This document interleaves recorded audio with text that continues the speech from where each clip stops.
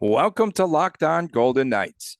Nick Hague and William Carrier could be in the lineup tonight for VGK's home opener against the Chicago Blackhawks. You're Locked On Golden Knights, your daily podcast on the Vegas Golden Knights, part of the Locked On Podcast Network. Your team every day.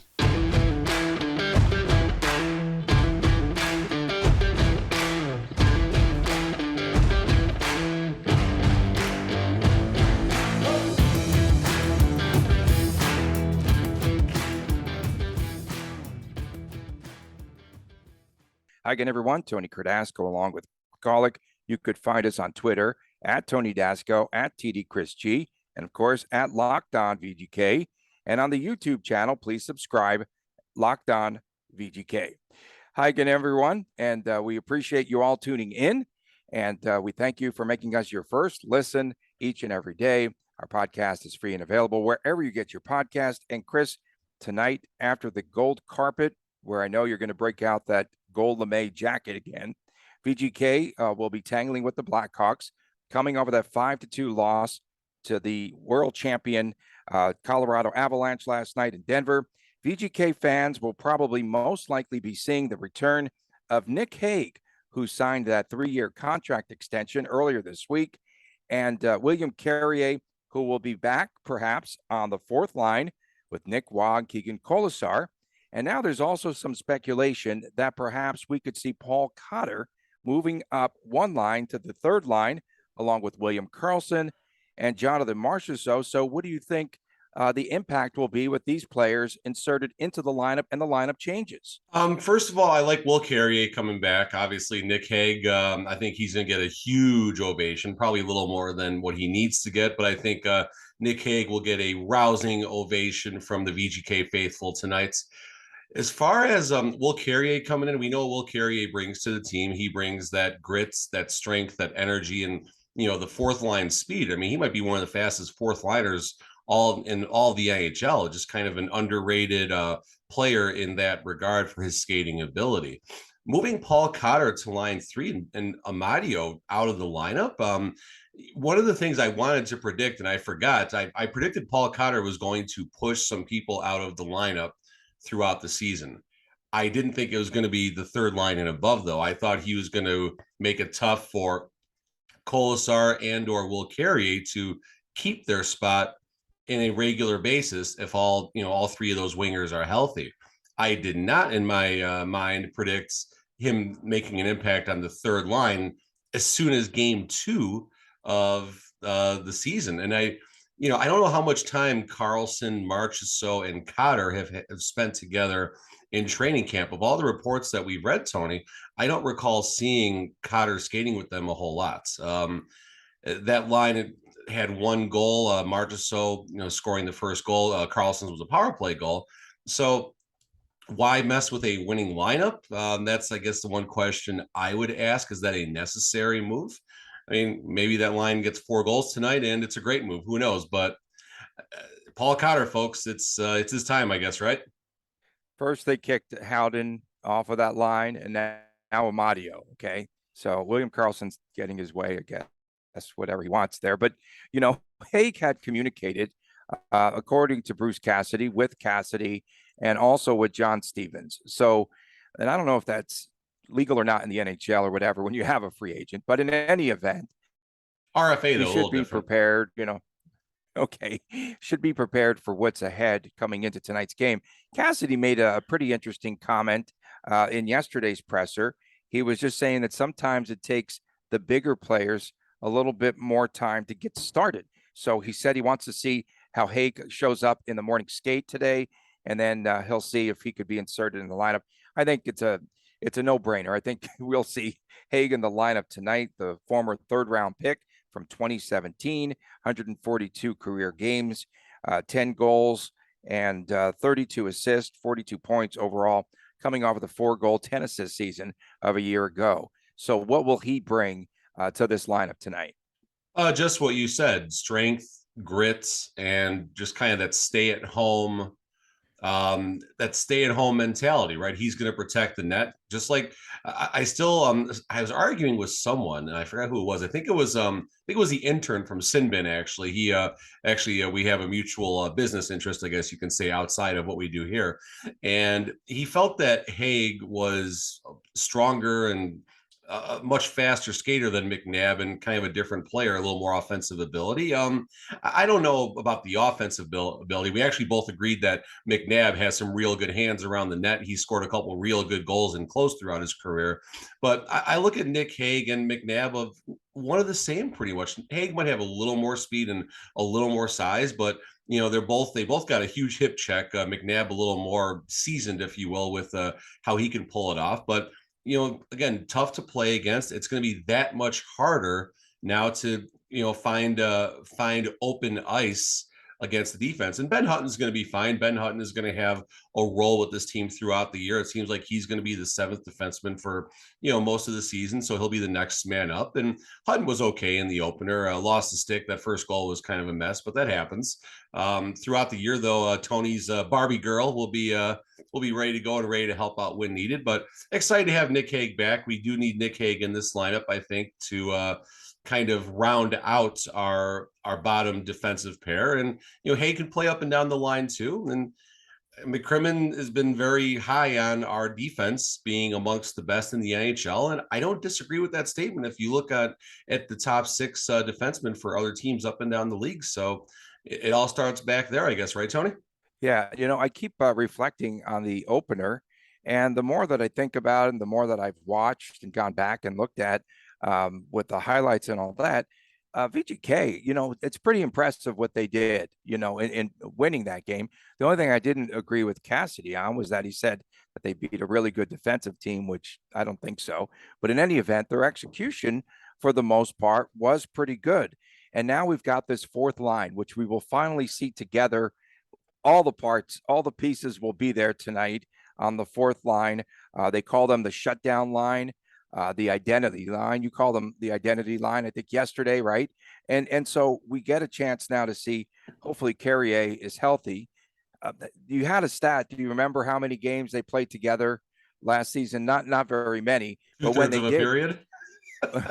Yeah, 2/3 of a period. I think that's literally, Tony, that might have been all it was, honest to God. That might have been all it was. It was just the one game, right? That they were all healthy. I'm pretty sure there was that San Jose Sharks game. They had a nice, comfortable 2-goal lead, and then everyone's favorite, the most important player on the lineup, Keegan Kolesar, goes out, and the game just went to duty with an eye real quickly, And so Carrier had that knee injury in the first game of the season. We know when he's in the lineup, he brings a lot. He replaced Ryan Reeves, if you will, in his first season last year, the first period, I should say. And he had 159 hits over the course of last season. So he does bring, more grit. And I think he's going to be the type of player that Bruce Cassidy actually likes. I think he's going to fit in quite well with Bruce Cassidy's system. Do we see extended minutes for that fourth line tonight? I think that they're going to start off the game. We'll probably start with that fourth line, get the crowd going. They're going to be buzzing up and down the ice. And I think it could be very entertaining from the jump. Yeah, I mean, the fourth line starting thing, I don't know. I think that's overrated, but that's why I'm here in, a messy office talking hockey instead of, getting ready to be behind the bench of T-Mobile tonight. So I guess there must be some reasoning. A lot of coaches do like starting with that line, but yeah, I mean, that's the energy line, that's the shutdown line, that's the checking line, and you can insert any name for that line that you want. Back to Will Carrier, I'm curious to see how his offensive output grows, because he does have a scoring touch. He does have speed. You will see him on multiple occasions tonight just come up from one of the wings and just take the puck straight to the net. I mean, there's a good if we could get a line on BetOnline for this one, will Carrier have a goaltender interference penalty? Yes or no? And I'd probably handicap the yes at about plus 295 or so, because he just does charge the net sometimes, and there could be some contact on the way in, or he might just go straight into the goalie and oops, that's part of his game, just going hard to the net. And he's had a few of those goalie interference penalties for just going balls to the wall, if you will, straight at the net. So, Carrier, he's He's a day oneer, right, Tony? Is he also a misfit technically? Technically, yeah. Yeah, Right. but we don't refer to him. He doesn't get the same love that William Carlson, your boy, gets and everything.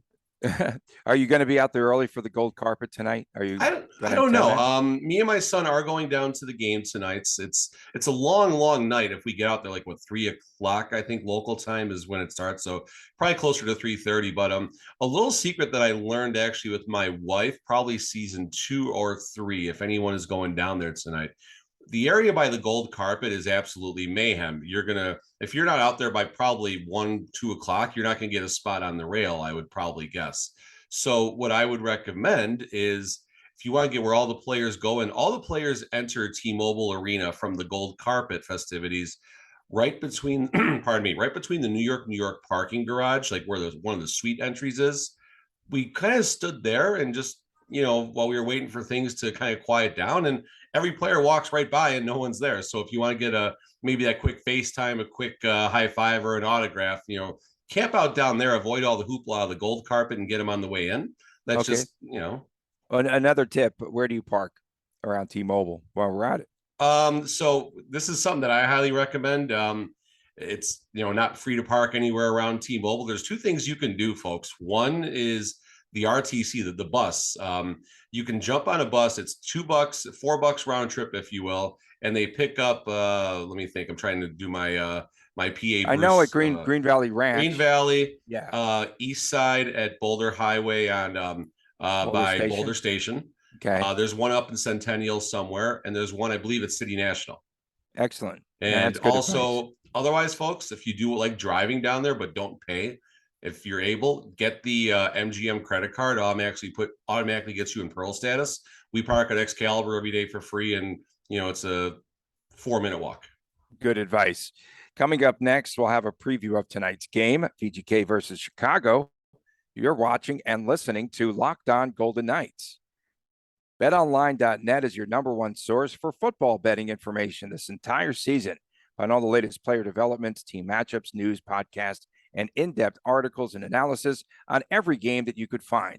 And as always, BetOnline remains your continued source for all of your sports wagering information with live betting and up-to-the-minute scores for every sport that's out there. The fastest and easiest way to check out on all your favorite games and events, including Major League Baseball, now into the playoffs, MMA, boxing, and golf. Head to betonline.net or use your mobile device to learn a lot more. BetOnline, where the game starts.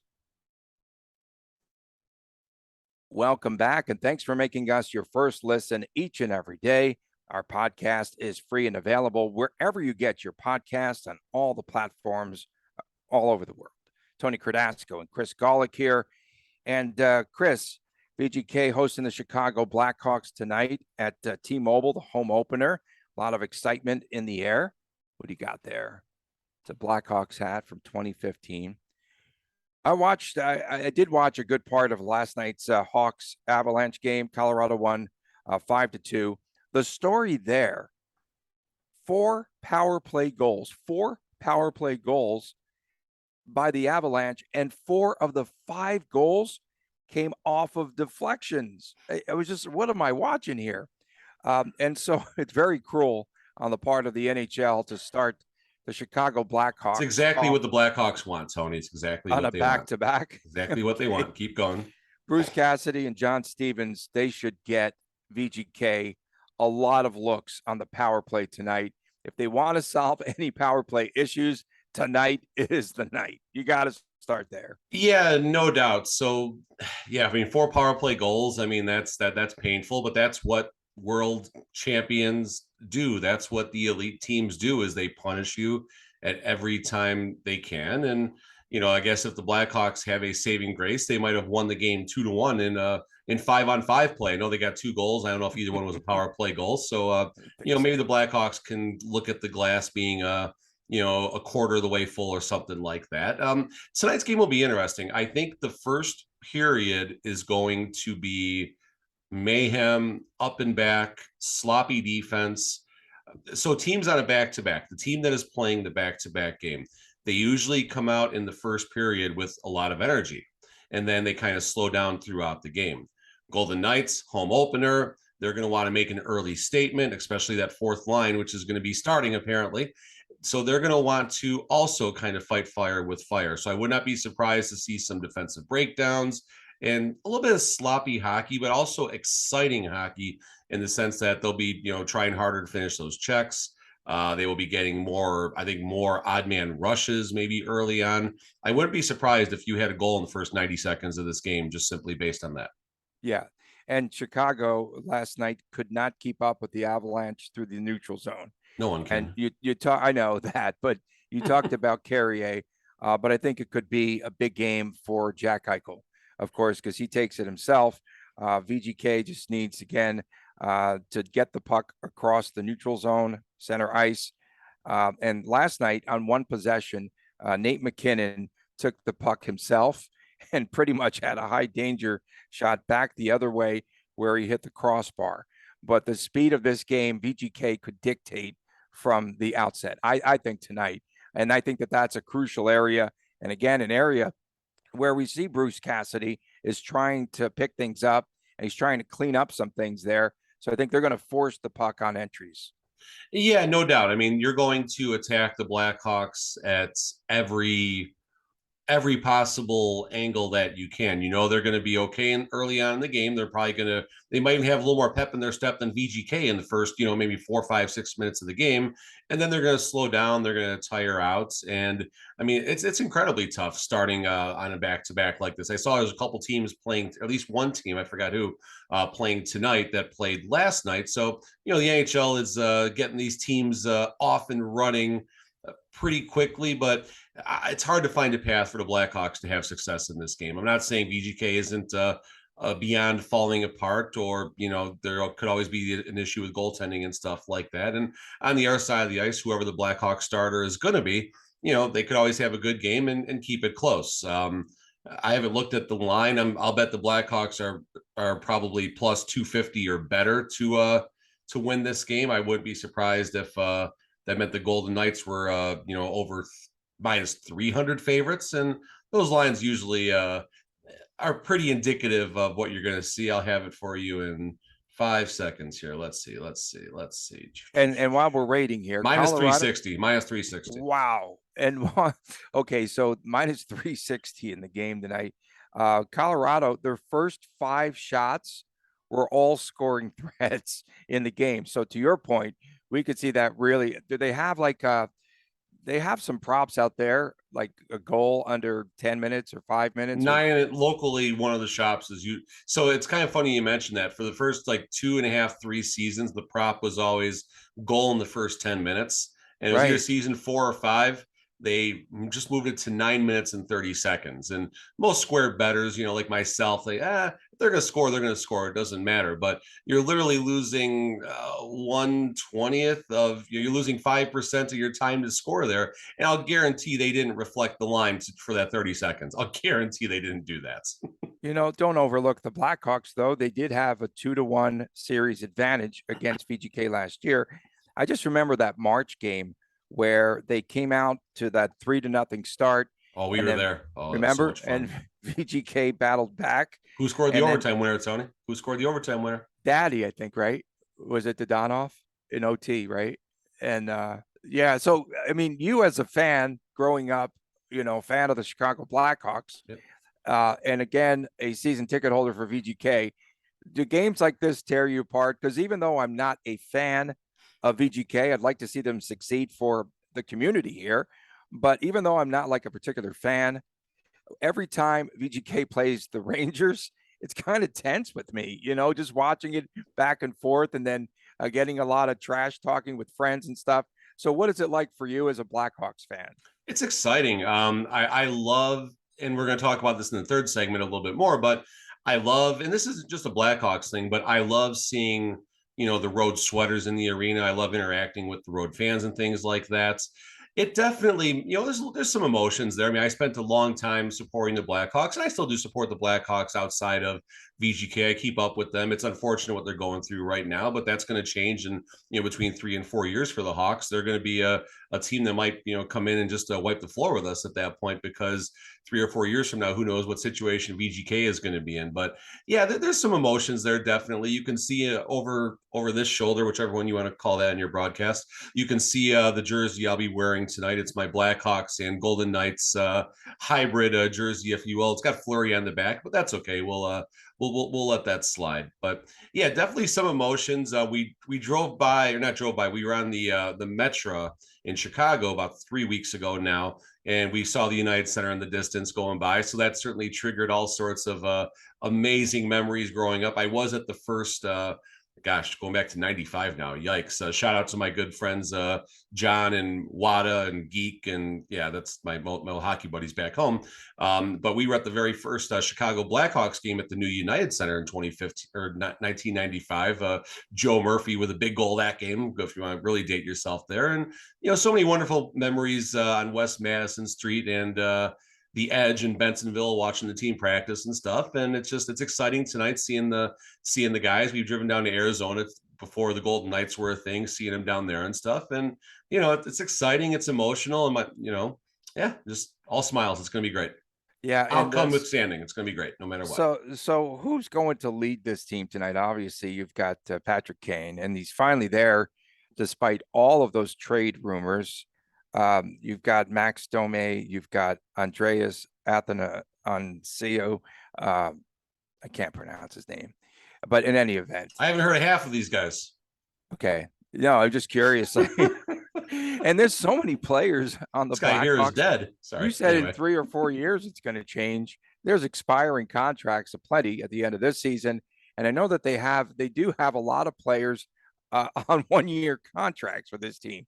So they're not expecting much. They'll blow it up in this offseason and maybe just start all over again, start fresh there. I went to, I was going to talk about, I did go to the one game, the return of Marc-Andre Fleury last year. And that was one of the biggest games, I think, as far as the crowd and the support and, the entire arena was rooting. I mean, Fleury got bigger, louder applause than he stole that game too. Yeah, and then they won it like 2-1. But I went to that game last year, but we couldn't go. My son actually had COVID. We couldn't go to that game. Yeah, that's why I got that jersey over there. Got you. Do you have a prediction on the score for tonight? I think I said there'd be open ice the other night. What's the next level of open ice? I think it's going to be a beer league, and it's going to be like 17-6 or something like that. The Blackhawks are with the return of pond hockey. Robin Leonard's not here, but we do have pond hockey. Ooh, ouch.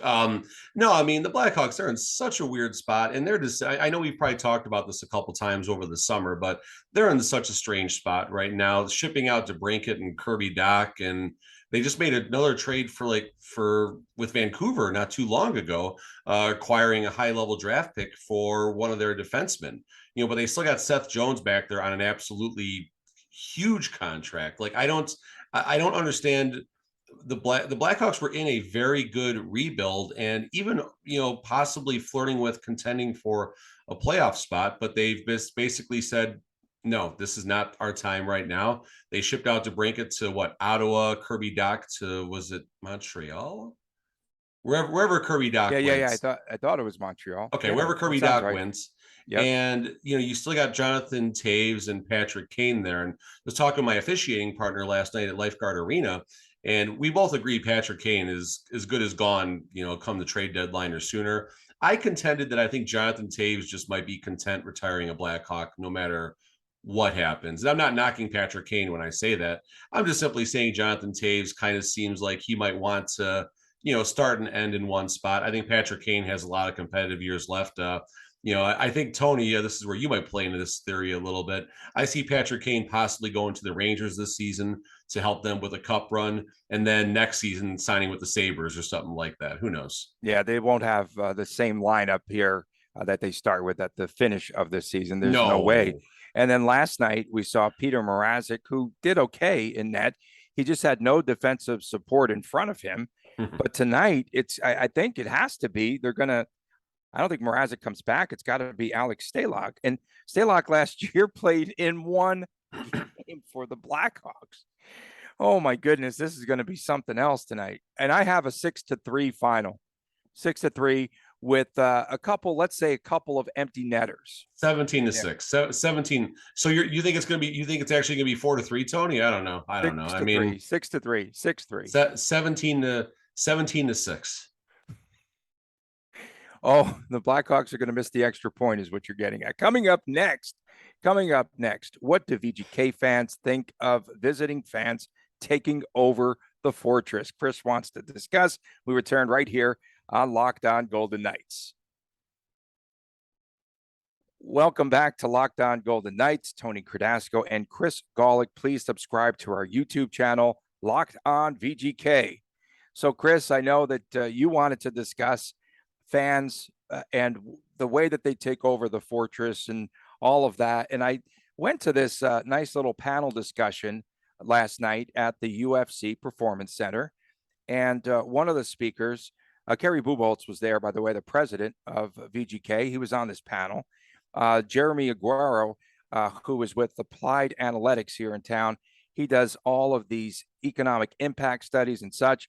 And he said, teams like the Raiders, teams like the Golden Knights, they say that they don't want visiting fans in the stands, but that's why they built these venues, to bring in more tourists, to bring in more fans. I went to the Raider game against Denver. It was about 70% Denver Bronco fans wearing orange, right? And so Aguero, though, had a great line. He goes, every time I see a visiting fan, I see $800, $800. And again, helping out the economic impact of our city. So how do you feel? Where do you want to go with this topic of visiting fans coming to the Fortress? And Chicago travels better than any team, I think, in the National Hockey League.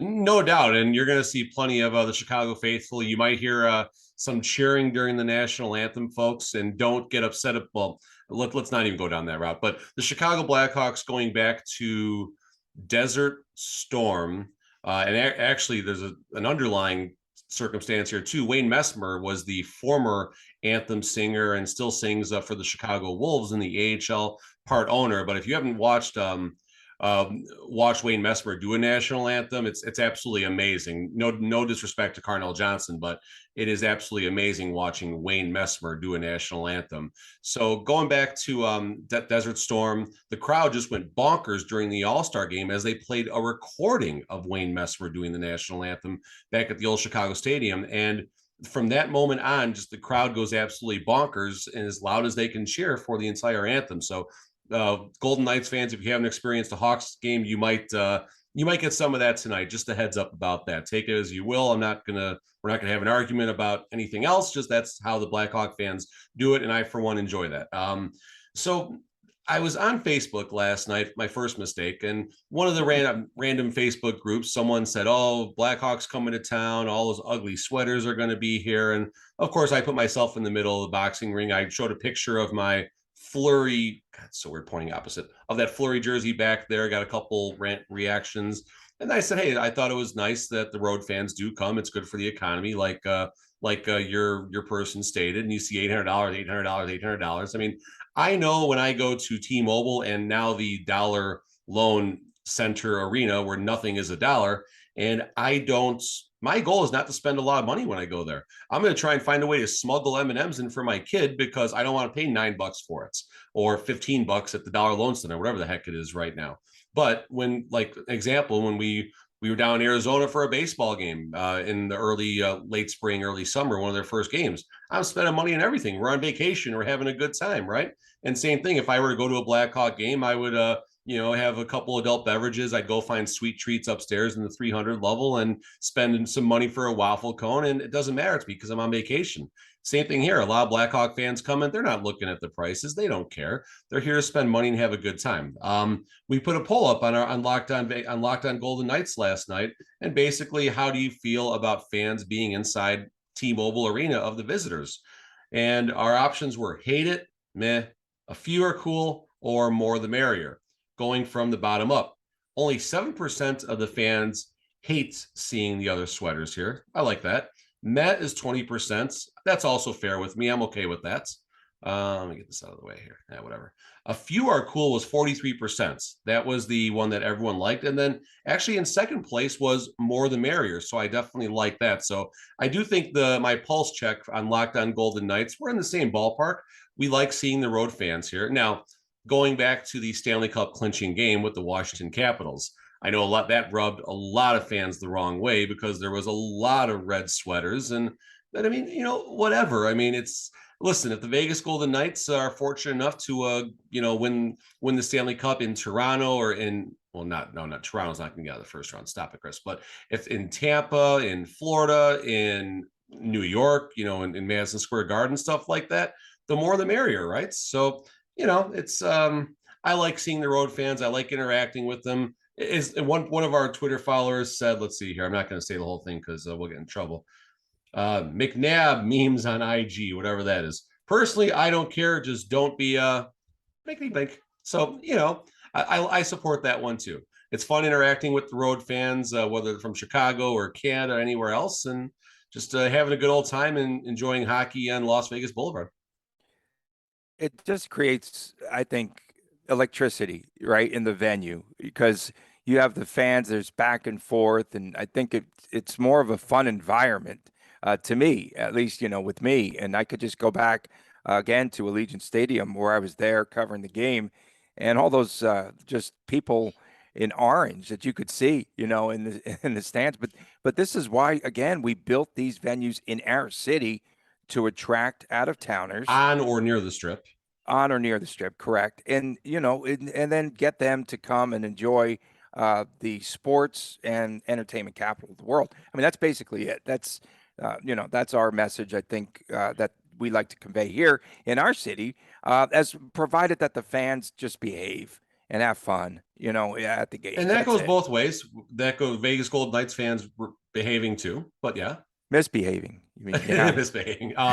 So back to the Raider game, I guess we can go off stride now. It's segment 3. No one's watching anyway, but you're saying no one's going to watch the Friday tomorrow? Oh no, they'll watch it's already Friday. Yikes, that's crazy. But crazy. No, but they said the Raiders had to go on a silent count because of the Broncos they had to go fans. They did have to go on a silent count. Correct. That's awesome though. I like that. And I mean, 70%, that's a little rough.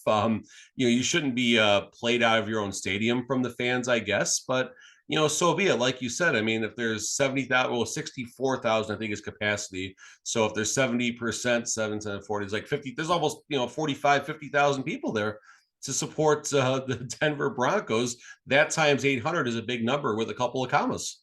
Yeah. VGK, I thought as of like earlier in the week and maybe towards the end of last week, they were struggling to sell out this game tonight.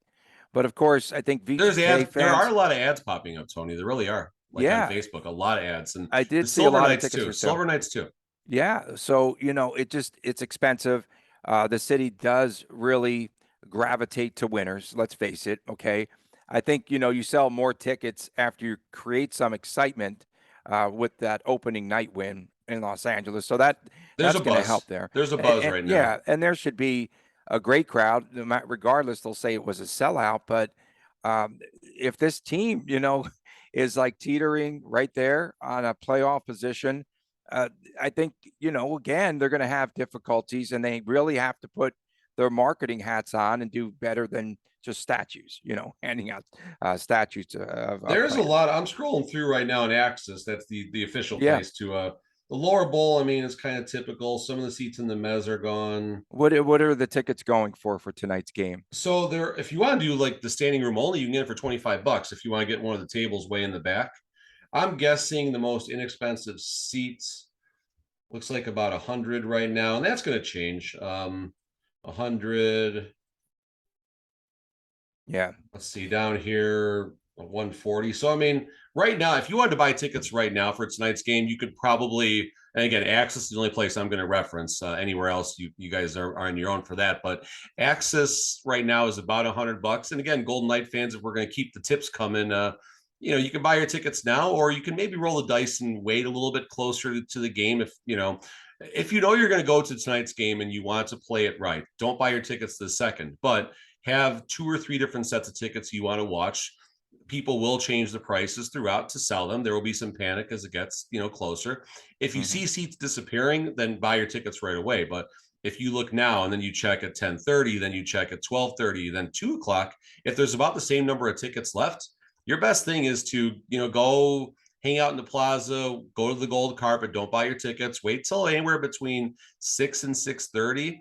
That's when the deals are going to start. And if you're really a gambler, which if you're in Vegas, you probably are, you wait till between 6:30 and 7, especially once the warm-ups start. My friends roll the dice. They do that. They go there, they'll have a couple of beers at the pub, and then they'll hang out and they'll wait right down to the wire. Yep. And there's some times where they go down there and then they don't buy tickets because the price is still too high for them. Doesn't happen often. It happened for your Rangers once, actually. I saw a true sellout happen with like 15 minutes prior to the game. For a Sharks game, me and my dad went to a game, and full disclosure, folks, I sold my upstairs tickets for significantly greater than, what they're worth on the Access app. Everything is, above the table and clean the way that the Golden Knights want you to do it. And, per contract, expect you to do it. So I did that. And then as we're going down the escalator coming out of when they actually used to let us park in the New York garage on the credit card, about 6:35, 6:40, I took that money and flipped it down to about the $1 plus or minus to get 2 tickets about 18 rows up on the lower bowl behind the net. So, there's ways to navigate this, folks. There's ways to navigate this. And we know them as locals. So, definitely ask us questions there. Yeah, no doubt. We got the angles and everything. We know. Anyone from Chicago is here checking this out. Hit us up before the game. We'll tell you where to go and where to hang out. I went last night to meet up with some friends. They were going to Usher. They were in from out of town. You were having fun, Tony? You weren't going out to have fun. I had so much fun. I had too much fun last night. So anyway, so I go there to Park MGM, and they go, it's $25 event parking. I go, what is the event? And the guy couldn't answer. and so, but he did divert me. I said, I'm not spending $25. I'm going in for a drink of water. I don't drink, obviously, but I'm going inside just to hang out for a few minutes, and I'm not paying $25. A matter of principle, right? So he sends me over to New York, where they just had the hourly rate like usual. And of course, as a local, I got get that credit card, Tony. Seriously, if you get that BetMGM credit card, and you ain't got to use it. You don't even have to use it. They automatically give you Pearl status. You can park for free at any MGM property. I think in spite of you, I'm going to have fun. I think in spite of, your comments. And you're going to pay for parking too and not have a lot of fun. They don't know. They didn't even know. It couldn't be for the Usher show because I was mostly tourists taking cabs and Ubers over there. So I don't know what they were doing. This town's a cash grab, Tony. I mean, man, it's just been lately. This town's a cash. Last night, okay, we're going to rant here. I took my kids to the pumpkin patch, right? The seasonal adventures. I see the time, Tony. Don't worry. I see the clock. No. The pumpkin patch. I was just, okay. The pumpkin patch. I'd have to do that. That sounds like so much fun. A 40 ticket deal is $49. They lasted maybe 35 minutes on those tickets. And here's what those worse. Are tickets for what? Rides and attractions and stuff, inflatable slides, some small rides that don't look very safe, stuff like that. But point being is, and they used to be like a lot more laid back. You give the ticket, you go up and down the slide 6 times, they don't care. Now, like I saw one guy running, you can only go once. I'm like, oh, Jesus, but yeah. All right, rant over. Sorry, I sound like Tony. I'm mad already. I'm mad. Good. I'm glad. Save some of that pent-up energy for What the Friday coming up tomorrow. Of course, we will recap tonight's game. We'll preview the Saturday game against Seattle, plus much, much more. We thank you for making us your first listen. For your second listen, it's Locked On NHL. Locked On experts give you a daily 30-minute podcast on all things NHL all year long. For my man, Chris Golick, I'm Tony Cardasco from Las Vegas. We'll see you again tomorrow right here on Locked On Golden Knights.